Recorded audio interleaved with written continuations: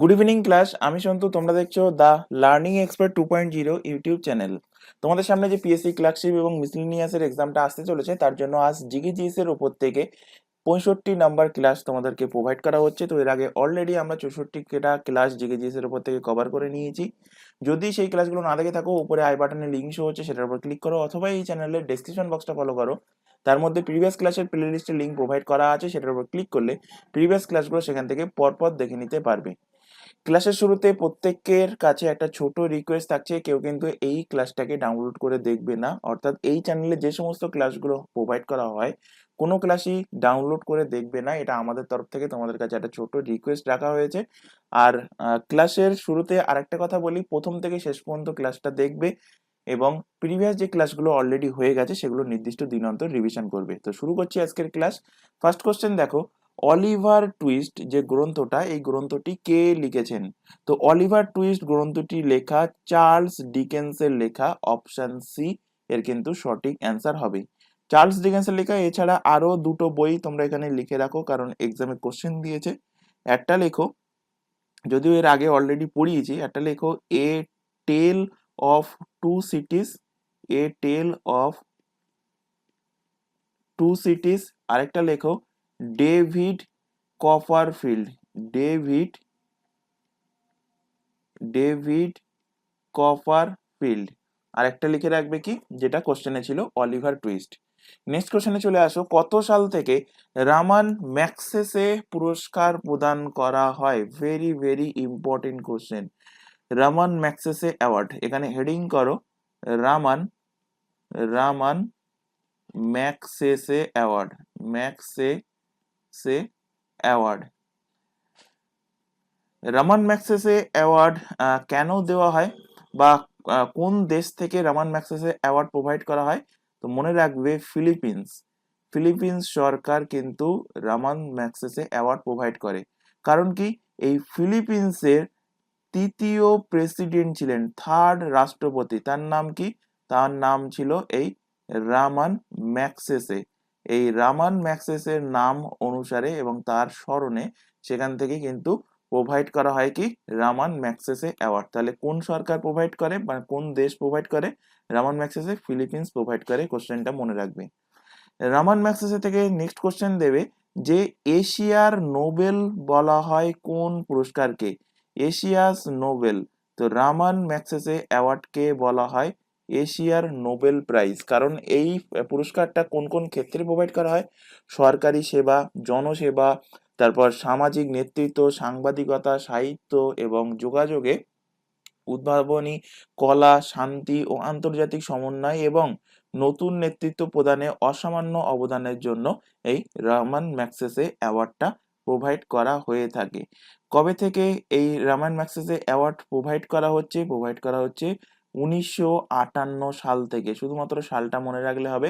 তাহলে অ্যান্সার কি হয়ে যাবে? অপশন বি তে দেখো 1958 আছে, তো অপশন বি এর কিন্তু সঠিক অ্যান্সার হবে। মোস্ট ইম্পর্টেন্ট যেটা, সেটা হলো 2024-এ কে কে পেয়েছে। আচ্ছা, তার আগে দেখে নাও প্রথম ভারতীয় হিসাবে, ফার্স্ট ইন্ডিয়ান অ্যাওয়ার্ডি, প্রথম ভারতীয় হিসাবে কে পেয়েছে? First Indian awardee. তো প্রথম ভারতীয় হিসাবে পেয়েছে বিনোভা ভাবে।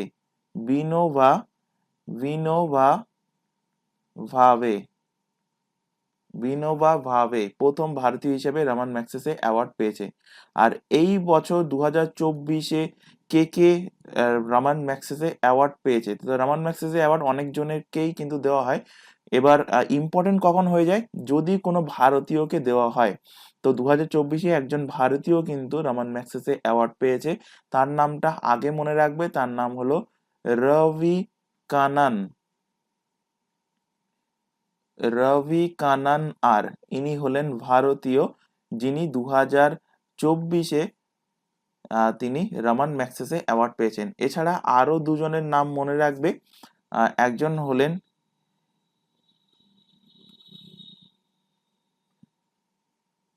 Eugenio Eugenio limbs. Eugenio limbs, ইনি তিমর লিস্ট থেকে বিলং করেন। তিমর লেস্ট থেকে বিলং করেন। আর একজনের নাম মনে রাখবে, মারিয়াম করনেল।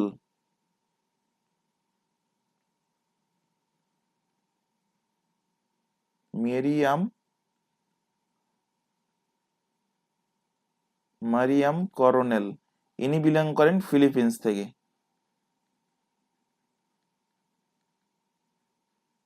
তাহলে তিনজন কে কে, রবি কানান আর, ইনি ভারত থেকে বিলং করেন।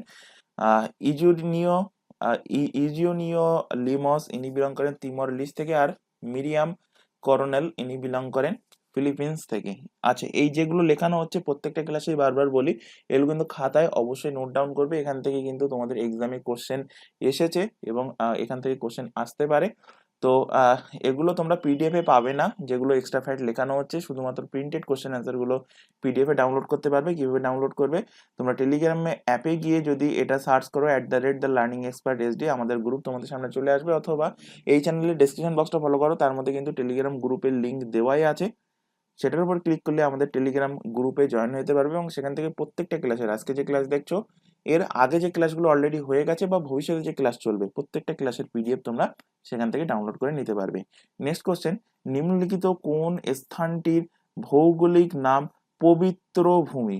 তো পবিত্র ভূমি জাস্ট অনলাইনের ফরম্যাটে মনে রাখবে, প্যালেস্টাইনের ভৌগোলিক নাম হলো পবিত্র ভূমি, অপশন বি এর সঠিক অ্যান্সার। নেক্সট কোশ্চেন, সূর্যের পরে পৃথিবীর দ্বিতীয় নিকটতম নক্ষত্র বলেছে, নক্ষত্র ইংলিশে কোশ্চেন থাকলে বলবে স্টার।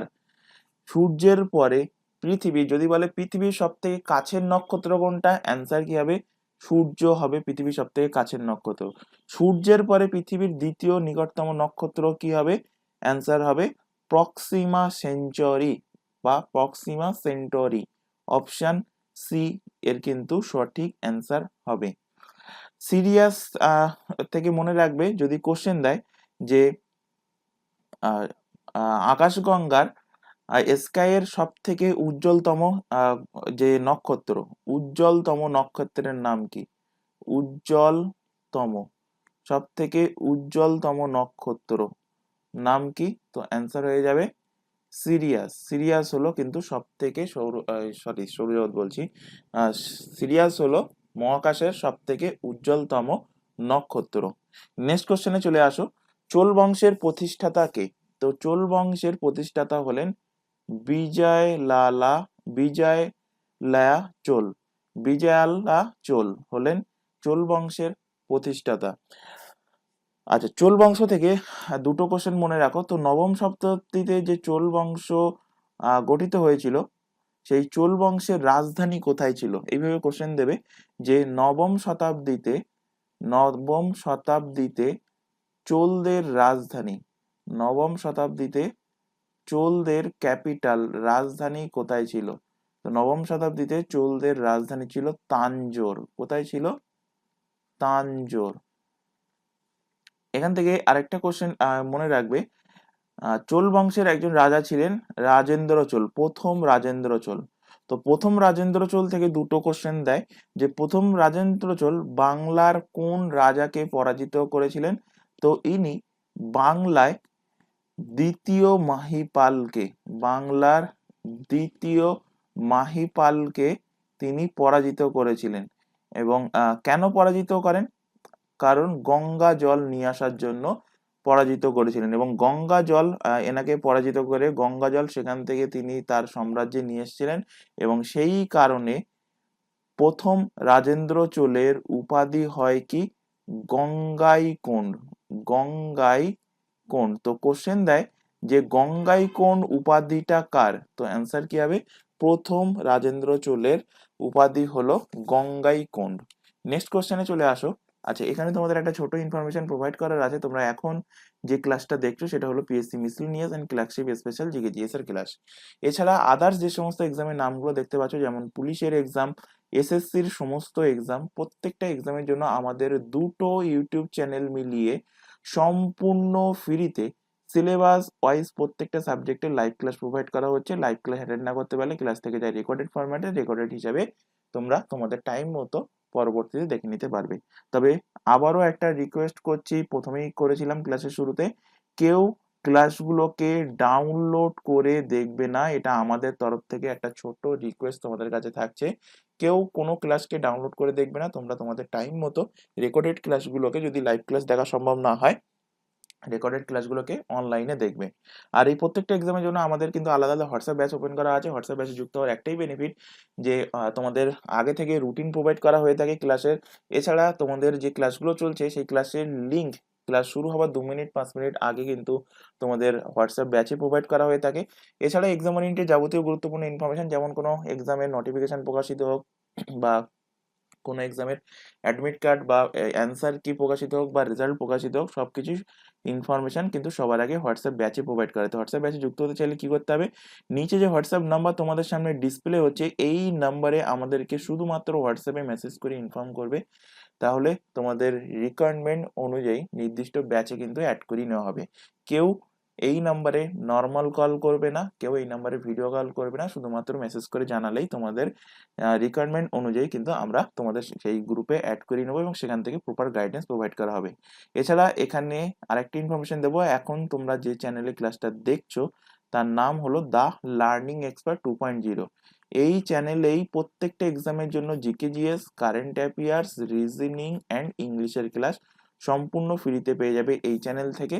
আর সমস্ত এক্সামের জন্য ম্যাথের ক্লাসের জন্য আমাদের একটা নতুন চ্যানেল ওপেন করা হয়েছে, চ্যানেলের নামটা ভালোভাবে দেখে নাও, ম্যাথস বাই সন্তু স্যার। তো চ্যানেলটা যেহেতু নতুন, তো চ্যানেলের লিঙ্ক আমরা এই ক্লাসের ডেসক্রিপশন বক্সের মধ্যে দিয়ে রেখেছি, সেটার উপর ক্লিক করলে আমাদের নতুন ম্যাথের চ্যানেলে চলে যেতে পারবে এবং সেখান থেকে তোমরা সেই চ্যানেল থেকে তোমরা ম্যাথের ক্লাসগুলো পরপর দেখে নিতে পারবে। আর যদি চ্যানেলটাকে তোমরা সাবস্ক্রাইব না করে থাকো, নতুন চ্যানেল যেহেতু, তো প্রত্যেককে বলবো চ্যানেলটাকে সাবস্ক্রাইব করে বেল আইকনকে অল নোটিফিকেশনে সেট করে নাও এবং এটাকেও যদি সাবস্ক্রাইব না করে থাকো এটাকেও সাবস্ক্রাইব করে নাও। রেগুলার বেসিসে চ্যানেল দুটোতে ক্লাস চলছে, রেগুলার বেসিসে চ্যানেল দুটো থেকে ক্লাসগুলো করতে থাকো।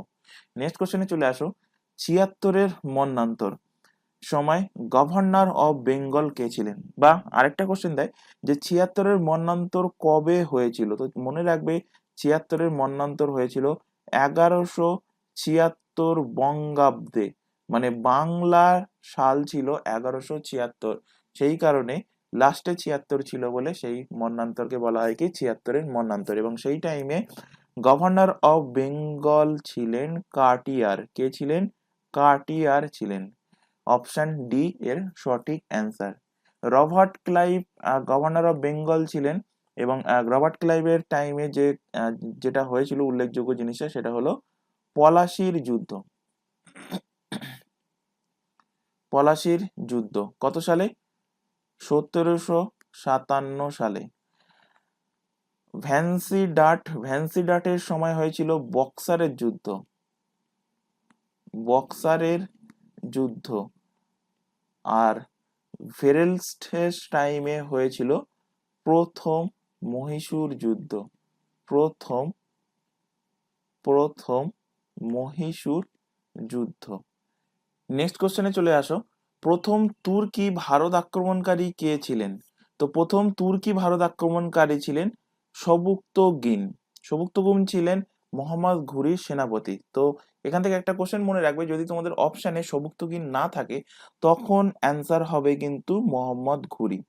তো মোহাম্মদ ঘুরির সেনাপতি সবুক্তগিন ছিলেন প্রথম তুর্কি ভারত আক্রমণকারী। যদি কোশ্চেন দেয় প্রথম মুসলিম ভারত আক্রমণকারী কে ছিলেন? প্রথম মুসলিম ভারত আক্রমণকারী কে ছিলেন? তো প্রথম মুসলিম ভারত আক্রমণকারী ছিলেন মোহাম্মদ বিন কাসেম। নেক্সট কোশ্চেনে চলে আসো, কোন সুলতান সিকান্দার ই সানি নামে পরিচিত ছিলেন?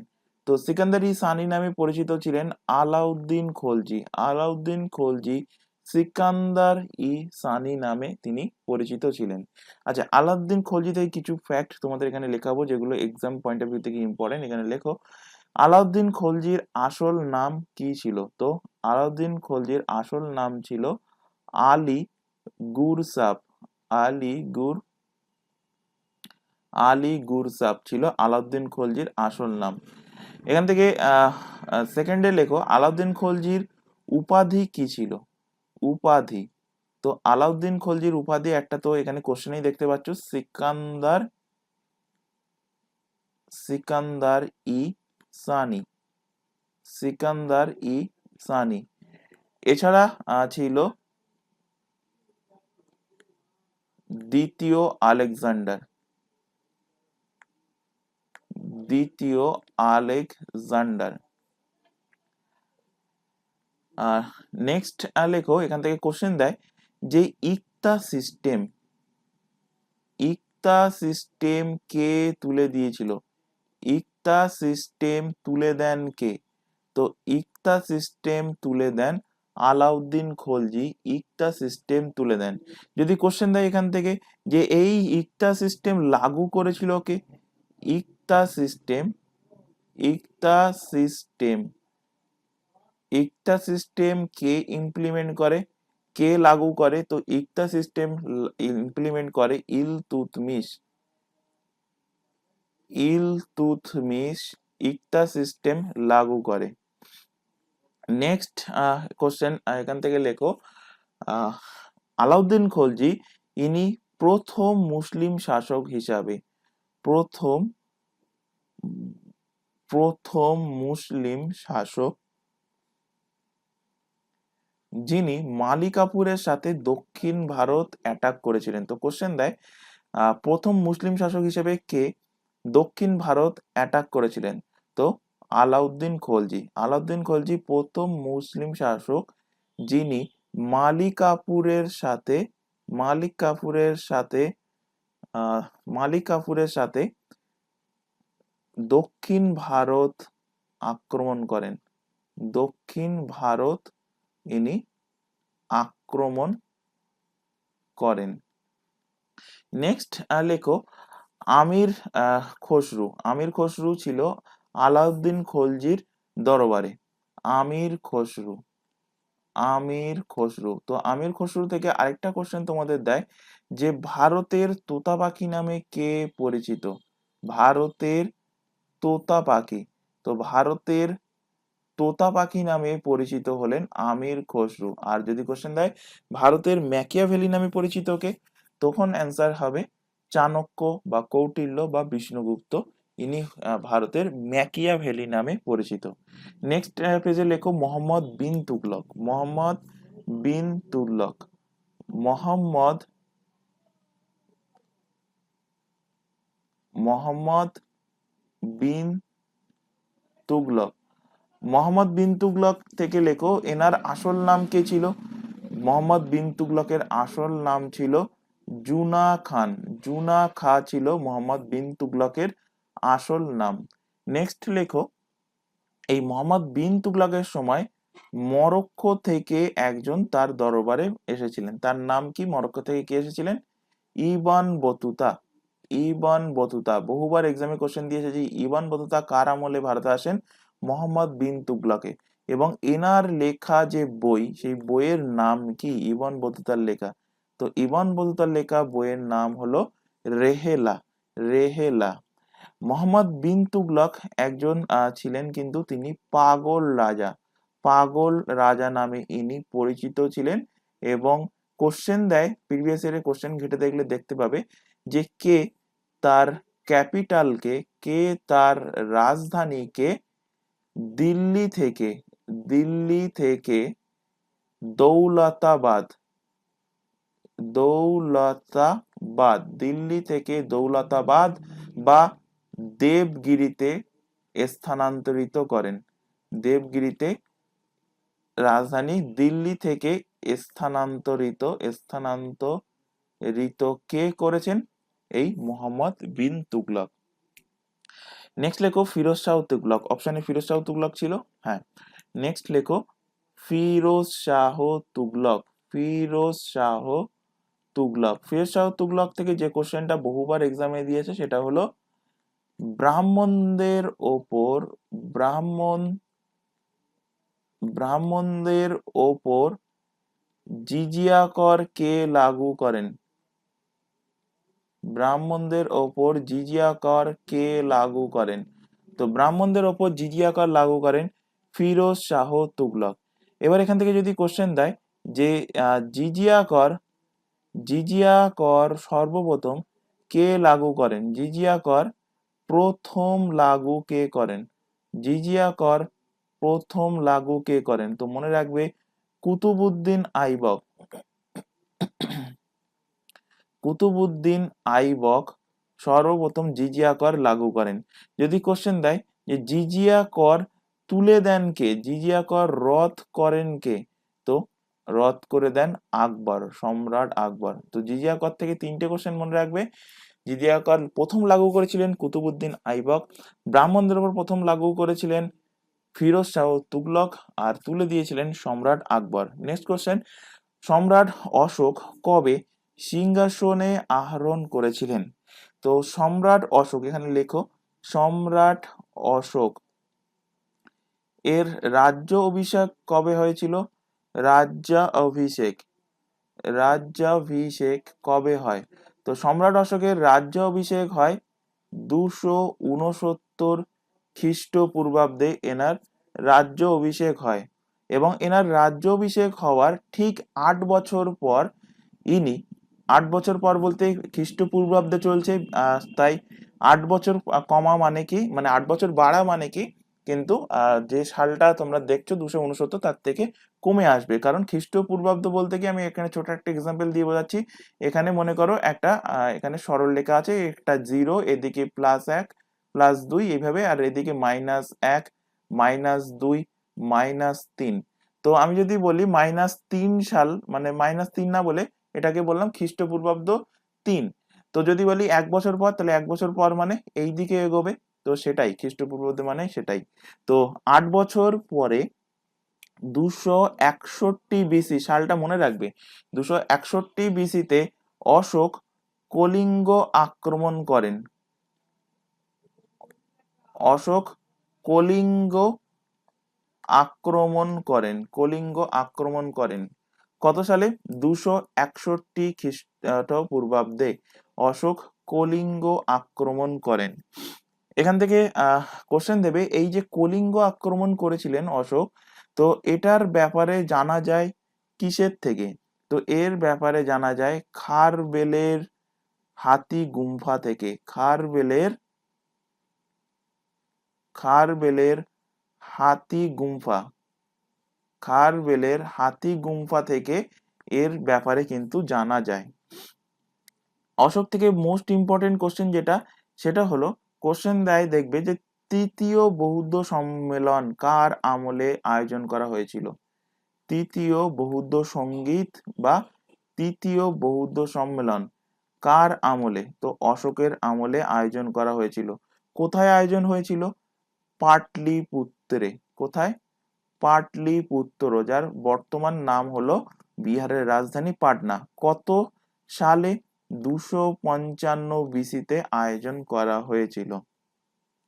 নেক্সট কোশ্চেন এখান থেকে দেবে অশোক থেকে, অশোকের শিলালিপি,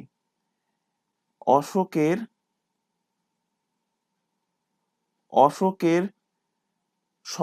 শিলালিপি সর্বপ্রথম সফলতাপূর্বক কে পাঠোদ্ধার করেন? অশোকের শিলালিপি প্রথম পড়েন, সর্বপ্রথম পড়েন কে? সর্বপ্রথম পাঠোদ্ধার করেন কে? তো নাম মনে রাখবে জেমস প্রিন্সেপ, জেমস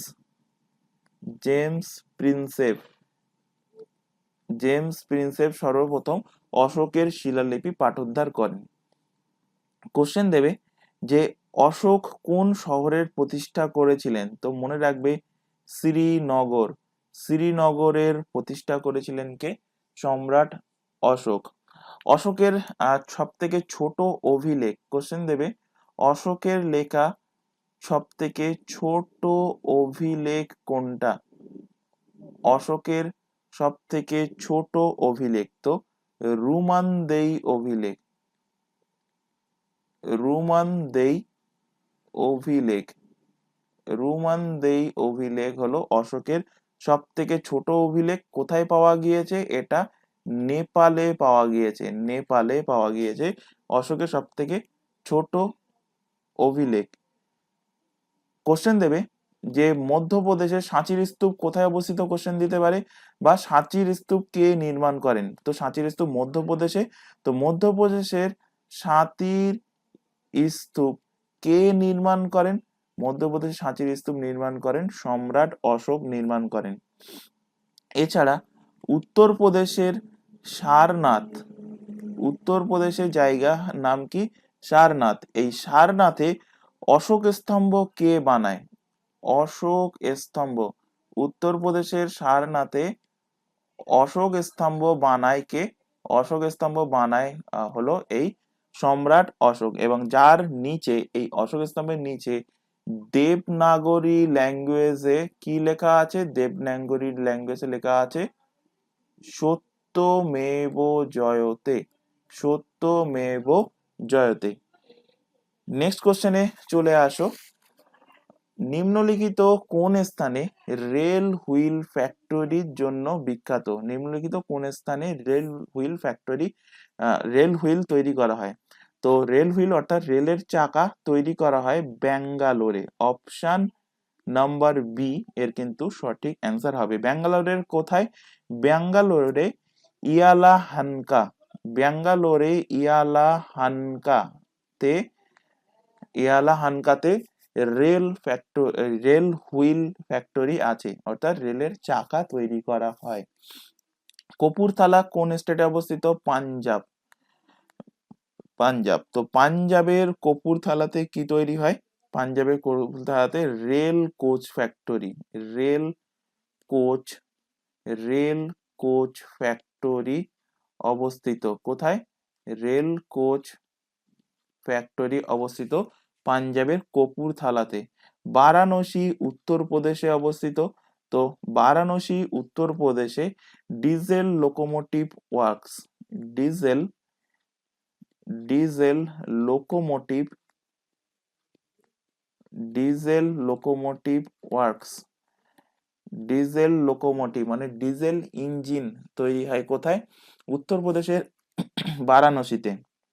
পেরাম্বুর কোথায় অবস্থিত? চেন্নাইতে, চেন্নাই, চেন্নাইতে। তো আইসিএফ যে ট্রেনগুলো তোমরা নাম শুনেছো আশা করি, অনেকে আইসিএফ এর ফুল ফর্ম জানো না। ফুল ফর্ম হলো ইন্টিগ্রাল কোচ ফ্যাক্টরি। তো দেখবে সেখানে লেখা থাকে চেন্নাইতে তৈরি, ম্যানুফ্যাকচারে। সেই ট্রেনগুলোর ভেতরে দেখবে বোর্ড লাগানো থাকে, সেখানে লেখা থাকে দেখবে চেন্নাই আইসিএফ ফ্যাক্টরি। তো আইসিএফ এর ফুল ফর্ম কি? Integral, integral coach factory, integral coach factory. কোথায় অবস্থিত? ইন্টিগ্রাল কোচ ফ্যাক্টরি আইসিএফ অবস্থিত তামিলনাড়ু চেন্নাইতে ইন্টিগ্রাল কোচ ফ্যাক্টরি অবস্থিত। নেক্সট এখান থেকে একটা পয়েন্ট লিখে রাখো, তোমাদের লেখো আমাদের ওয়েস্ট বেঙ্গলের চিত্তরঞ্জন, চিত্তরঞ্জন, চিত্তরঞ্জন কোথায়? আসানসোলে, আসানসোল। তো চিত্তরঞ্জন আসানসোলে কি তৈরি হয়? ইলেকট্রিক লোকোমোটিভ মানে electric engine, electric, electric locomotive, locomotive তৈরি হয়। ইলেকট্রিক ইঞ্জিন কোথায় তৈরি হয়? পশ্চিমবঙ্গের আসানসোলের চিত্তরঞ্জনে। আর ডিজেল লোকোমোটিভ কোথায় তৈরি হয়? ডিজেল লোকোমোটিভ তৈরি হয় বারাণসীর উত্তরপ্রদেশে। আচ্ছা, রেলের প্রসঙ্গ যেহেতু এসে, এখান থেকে যদি কোশ্চেন দেয়, ভারতে প্রথম রেল চলে কবে? ভারতে প্রথম রেল চালু হয়, এক্সাক্ট ডেট মনে রাখতে হবে, 16 এপ্রিল, 16 এপ্রিল 1853 সালে ভারতের প্রথম ট্রেন চলে। কোথা থেকে কোথার মধ্যে? বোরিবন্দর, বোরিবন্দর। অনেক সময় অপশন আসতে পারে যে বোম্বাই থেকে। তো বোরিবন্দর কোথায় অবস্থিত? বোম্বাইতে, বোম্বাই। তো বোম্বাইয়ের বোরিবন্দর টু থানের মধ্যে কিন্তু ভারতের প্রথম রেল চলেছিল। কত কিলোমিটার ডিস্টেন্সের মধ্যে? মনে রাখবে 34 কিলোমিটার ডিস্টেন্সের মধ্যে। কতগুলো কোচ ছিল? 400টা, সরি, কোচ ছিল 14টা, 14টা কোচ ছিল, 14টা কোচ ছিল। কতটা প্যাসেঞ্জার ছিল? 400টা প্যাসেঞ্জার ছিল। 400টা প্যাসেঞ্জার নিয়ে ভারতের প্রথম যে রেল, সেই রেল চলেছিল বোরি বন্দর থেকে থানের মধ্যে। কার আমলে এটা চলেছিল? লর্ড ডালহৌসি। লর্ড ডালহৌসি। এই জন্য লর্ড ডালহৌসিকে কি বলা হয়? Father of Indian railway. তাই কোশ্চেন দেয়, ভারতের রেলওয়ের জনক কাকে বলা হয়? ফাদার অফ ইন্ডিয়ান রেলওয়ে কাকে বলা হয়? লর্ড ডালহৌসিকে। ফাদার অফ ইন্ডিয়ান রেলওয়ে বলা হয় কাকে? লর্ড ডালহৌসিকে। নেক্সট কোশ্চেনে চলে আসো, চন্দ্রগ্রহণ যখন হয় তখন কি হয়? তো চন্দ্রগ্রহণ যখন হয় তখন পৃথিবী সূর্য ও চাঁদের ঠিক মাঝখানে চলে আসে। তো সূর্য এবং চাঁদের মাঝখানে চলে আসার ফলে কি হয়? সূর্য থেকে আসা আলো পৃথিবীর ওপরে পড়ে এবং পৃথিবীর ছায়া পড়ে চাঁদের উপরে। এর ফলে চাঁদ দেখা যায় না। তো চন্দ্রগ্রহণ তখন হয়। তো অপশন বি এর সঠিক অ্যান্সার হবে।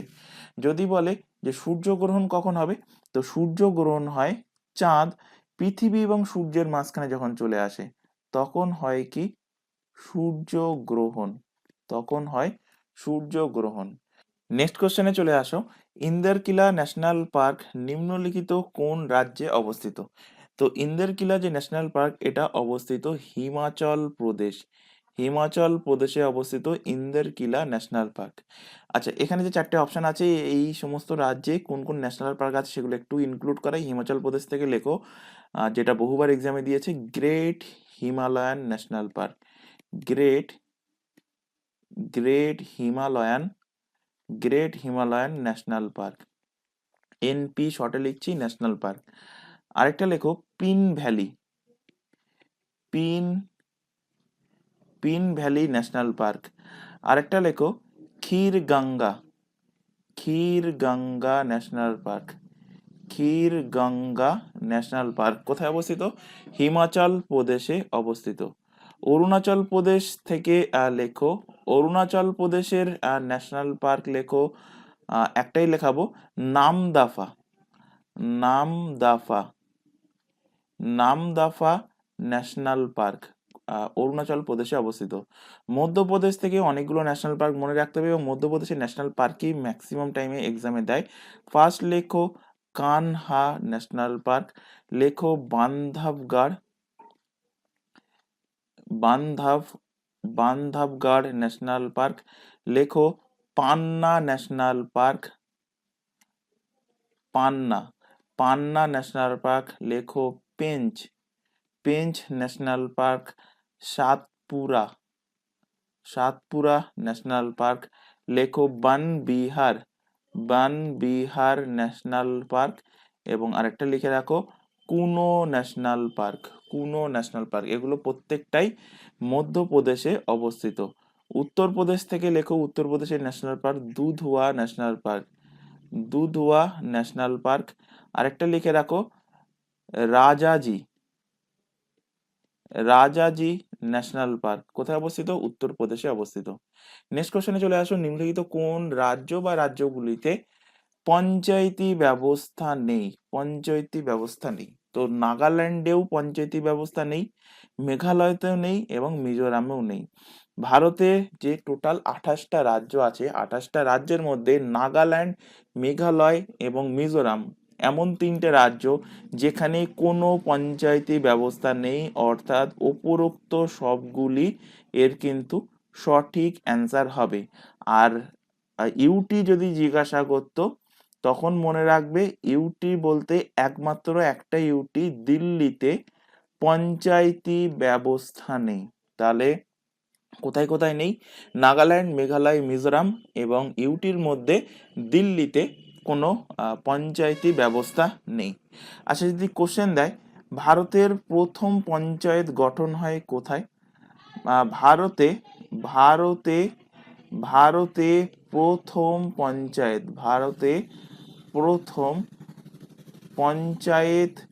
গঠন হয় কোথায়? ভারতে প্রথম পঞ্চায়েত গঠন হয় কোথায়? তো মনে রাখবে নাগর জেলা, নাগর জেলা কোথায় অবস্থিত? রাজস্থান। তো রাজস্থানের নাগর জেলাতে ভারতের প্রথম পঞ্চায়েত গঠন হয়। কবে গঠন হয়েছিল পঞ্চায়েত? ডেট এক্স্যাক্টলি মনে রাখতে হবে, কারণ ডেট এক্সামে বহুবার কোশ্চেন দিয়েছে।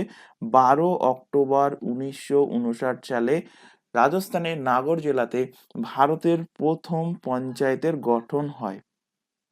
আচ্ছা, পঞ্চায়েতের প্রসঙ্গ যেহেতু এসছে, তো পঞ্চায়েতি রাজ সিস্টেমের ওপর থেকে তোমাদের যে কমিটি আছে, চারটে কমিটি কিন্তু মোস্ট ইম্পর্টেন্ট, তো সেগুলো একটু নোট ডাউন করে নাও।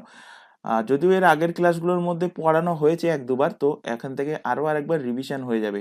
ফার্স্টে লেখো three tier three tier three tier Panchayati Raj system, three tier Panchayati Raj system, ত্রিস্তরীয় পঞ্চায়েতি রাজ ব্যবস্থা বাংলাতে বলা হয়। এই থ্রি টায়ার পঞ্চায়েতি রাজ সিস্টেমের জন্য কোন কমিটি সুপারিশ করেছিল? তো মনে রাখবে বলবন্ত রায় বলবন্ত বলবন্ত রায় মেহতা বলবন্ত রায় মেহতা কমিটি বলবন্ত রায় মেহতা কমিটি।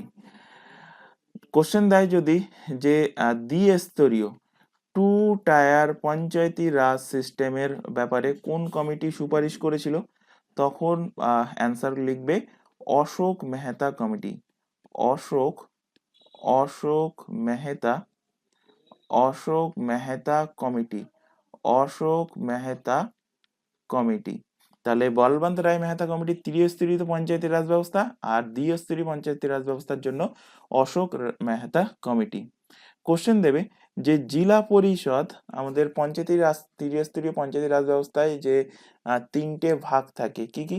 একটা হলো গ্রাম পঞ্চায়েত, গ্রাম পঞ্চায়েতের ওপরে দেখবে বলে জেলা, গ্রাম পঞ্চায়েতের উপরে বলে দেখবে ব্লক, এবং ব্লকের উপরে থাকে হলো কি জেলা পরিষদ।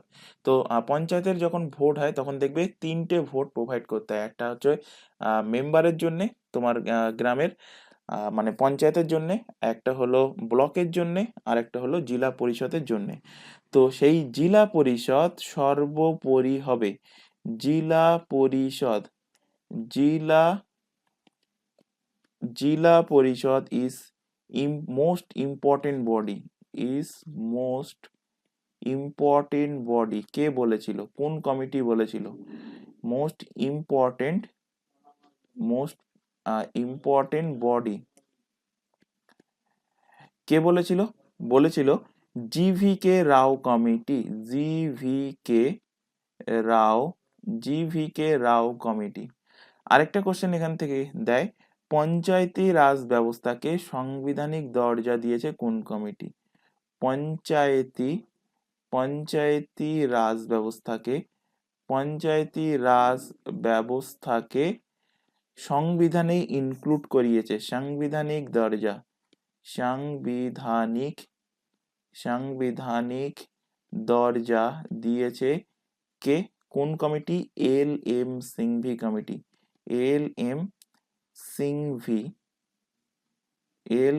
সিংভি কমিটি। তো পঞ্চায়েতি রাজ ব্যবস্থা কবে সাংবিধানিক দরজা পেয়েছিল, পঞ্চায়েতি রাজ সিস্টেম যদি কোশ্চেন দেয়? তো এখান থেকে লিখে নাও, লেখো ফার্স্টে পঞ্চায়েতি রাজ সিস্টেম, পঞ্চায়েতি পঞ্চায়েতি রাজ সিস্টেম পঞ্চায়েতি রাজ সিস্টেম কোন অ্যামেন্ডমেন্টের মাধ্যমে সাংবিধানিক দরজা পেয়েছে? 73তম, বহুবার এক্সামে কোশ্চেন দিয়েছে, মনে রাখবে 73rd সংশোধনীর মাধ্যমে, 73rd অ্যামেন্ডমেন্টের মাধ্যমে। কবে হয়েছিল এই অ্যামেন্ডমেন্টটা? 1992 সালে। অ্যামেন্ডমেন্টের মাধ্যমে কোন সংবিধানের কোথায় এটা এখানে যুক্ত করা হয়েছে? তো 11 নম্বর শিডিউলে, 11 শিডিউল। আচ্ছা, যদি কোশ্চেন দেয় যে যখন সংবিধান লাগু হয়েছিল তখন সংবিধানের শিডিউলের সংখ্যা কটা ছিল? 8টা শিডিউল ছিল, পরবর্তীতে আরো 4টে শিডিউল যুক্ত হয়, যার মধ্যে 11 নম্বর শিডিউলে যুক্ত হয়েছিল এই পঞ্চায়েতি রাজ। যদি কোশ্চেন দেয় পঞ্চায়েতি রাজের কটা সাবজেক্ট আছে, তো মনে রাখবে টোটাল 29টা সাবজেক্ট আছে।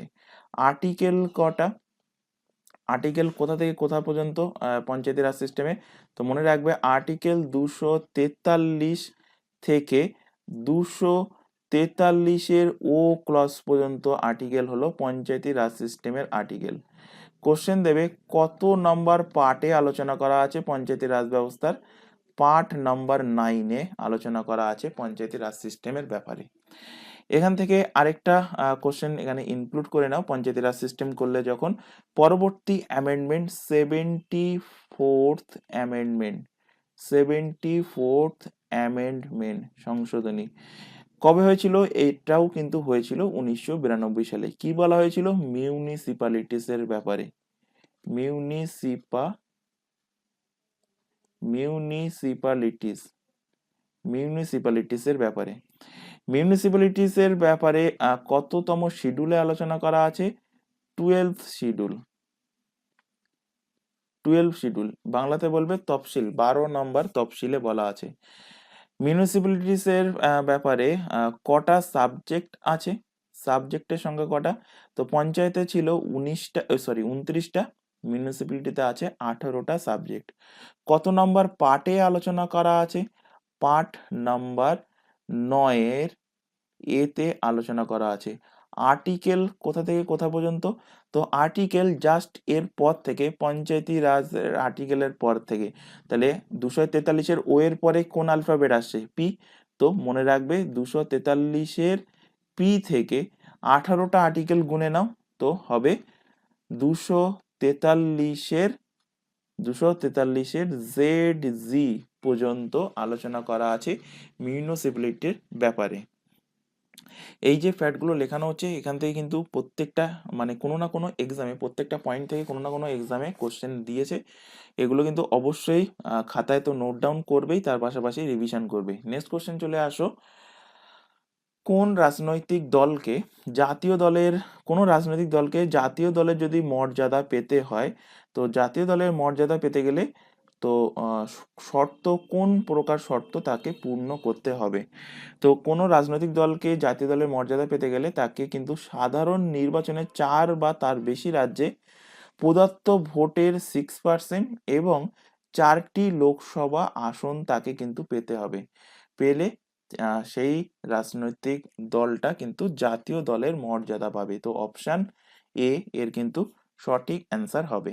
নেক্সট কোশ্চেনে চলে আসো, ভারতীয় সংবিধানের কত নম্বর ধারায় রাজ্যপালের ক্ষমা করার অধিকারের কথা বলা আছে, ক্ষমা করা বলতে পার্ডন, পার্ডন পাওয়ারের কথা বলা আছে রাজ্যপালের, বলেছে গভর্নরের কোন আর্টিকেলে, আর্টিকেল 161-এ বলা আছে কি, রাজ্যপালের পার্ডন পাওয়ার, রাজ্যপালের ক্ষমা করার ক্ষমতা। আর্টিকেল 61-তে কি বলা আছে, বলা আছে প্রেসিডেন্টের impeachment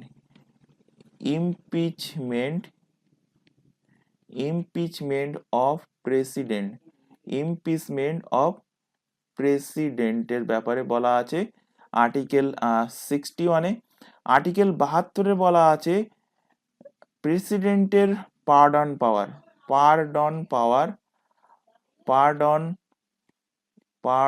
power of president,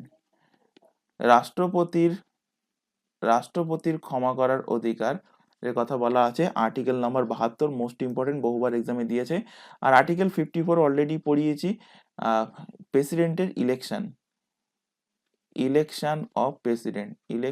of president বলা আছে আর্টিকেল 54-এ। নেক্সট কোশ্চেনে চলে আসো, রাজ্যসভার চেয়ারম্যানকে পদচ্যুত করার জন্য কত দিনের নোটিশ দিতে হয়, তো রাজ্যসভার চেয়ারম্যান কে হন, রাজ্যসভার চেয়ারম্যান হন যিনি ভাইস প্রেসিডেন্ট পদে নিযুক্ত আছেন, উপরাষ্ট্রপতি। তো উপরাষ্ট্রপতি কিন্তু রাজ্যসভার চেয়ারম্যান পদে নিযুক্ত হন এবং এনার পদচ্যুতির প্রস্তাব, এনার এই কোশ্চেনটাও কিন্তু এক্সামে দিয়েছে, এনার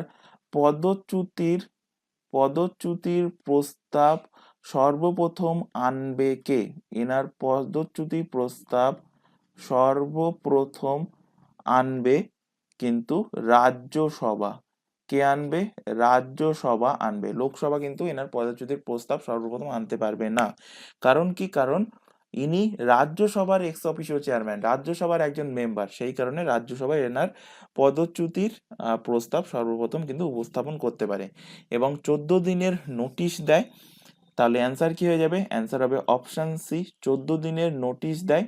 আহ, এবং উভয় পক্ষের মোট সদস্যের অধিকাংশ সদস্য দ্বারা যদি সেই প্রস্তাবটা গৃহীত হয়ে যায় তাহলে কিন্তু তিনি পদচ্যুত হয়ে যাবেন। নেক্সট কোশ্চেনে চলে আসো। পশ্চিমবঙ্গে কোন সালে অপারেশন বর্গা চালু হয়? তো পশ্চিমবঙ্গে অপারেশন বর্গা চালু হয় 1978 সালে। অপশন বি এর সঠিক অ্যান্সার। বর্গাদার বা ভাগী চাষি যাদের বলা হয়, তাদের স্বার্থ রক্ষাতে পশ্চিমবঙ্গ কিন্তু 1978 সালে অপারেশন বর্গা চালু হয় এবং এই আইন অনুযায়ী বর্গাদার চাষের ব্যয়ভার বহন করলে ফসল 3:1 অনুপাতে কিন্তু ভাগ হবে। 3:1 অনুপাতে মানে 75% আর এদিকে 25% এই অনুপাতে কিন্তু ভাগ হবে। নেক্সট কোশ্চেন চলে আসো। JNNURM কোন সালে চালু হয়? ফুল ফর্ম কি? জে ফর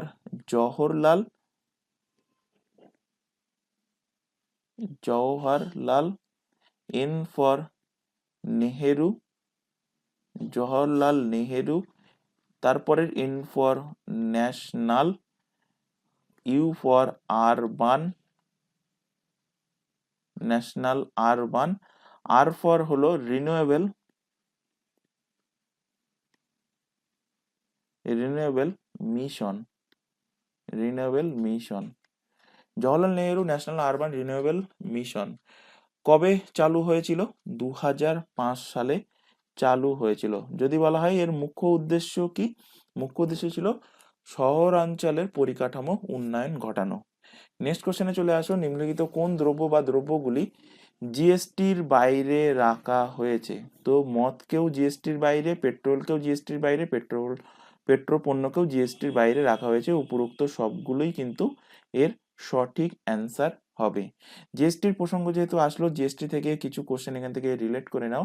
ভারতে ভারতে প্রথম জিএসটি লাগু হয়, প্রথম জিএসটি লাগু হয়, এক্সাক্ট ডেট মনে রাখবে, 1 জুলাই 2017 সালে প্রথম ভারতে জিএসটি লাগু হয়।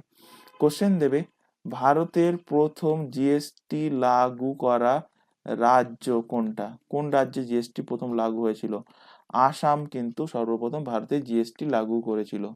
কোশ্চেন দেবে যে বিশ্বে বিশ্বে প্রথম জিএসটি লাগু করে কোন দেশ? বিশ্বে প্রথম জিএসটি লাগু করে কোন দেশ?